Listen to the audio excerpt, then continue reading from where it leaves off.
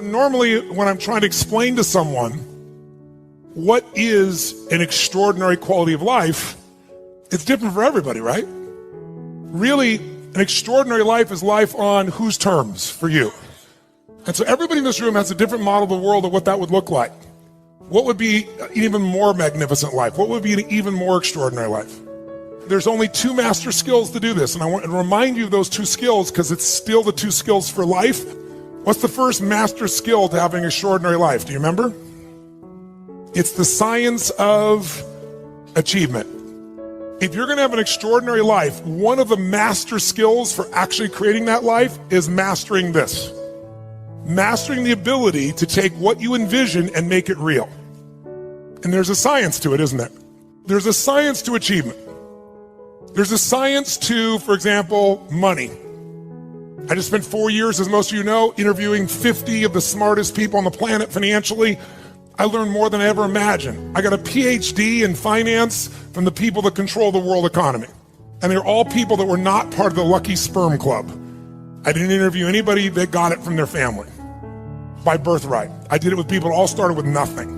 And I began to see there's common patterns. And once you know what those patterns are, I don't care if you're young or old, I don't care what your color is, I don't care what your gender is, I don't care what country you're from. If you understand the science of building wealth, you can have abundance financially.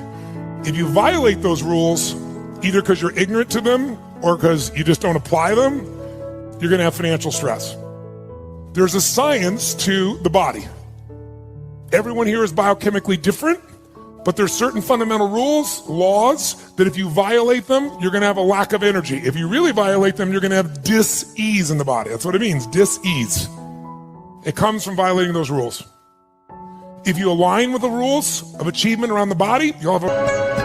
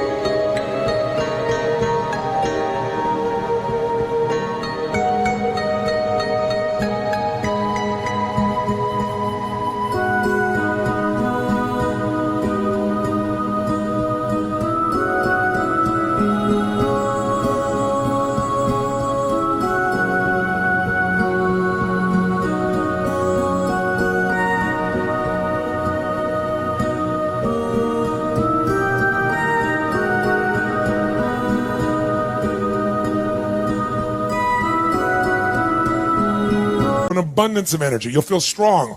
You'll have an extraordinary body and the extraordinary energy that comes with it. So, science of achievement is something most of you are quite obsessed by, or you wouldn't get to a room like this. But there's a second master skill to have an extraordinary life, and that second skill is the art of fulfillment. When I talk about the art of fulfillment, what I explain to people always is, I didn't say science of fulfillment. Why not? Because it's different for everyone, just like art. What one person thinks is beautiful, somebody else might think is ugly. So if you want to know what's beautiful, as many people there are on earth, it's an art because everyone has a different view. If you want to know what God loves, the universe loves, go to the forest and see it. It's called massive diversity. It isn't a science, it's an art. But that art, unmastered,